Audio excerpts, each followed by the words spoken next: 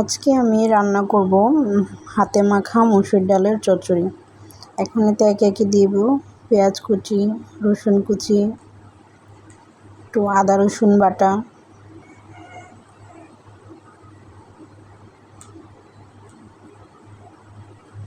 দিয়ে দেব হলুদের গুঁড়া, একটুখানি মরিচের গুঁড়া,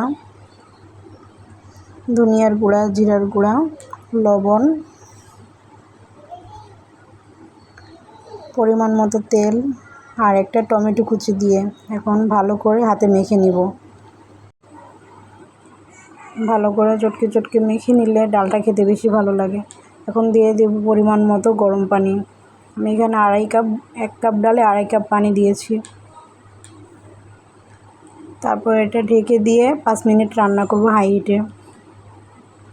5 মিনিট পর ডালটা দেখো কত সুন্দর গলে গেছে। ভালো করে নেড়ে চেড়ে আরও 5 মিনিট রান্না করে নেব এভাবে মিডিয়াম আঁচে।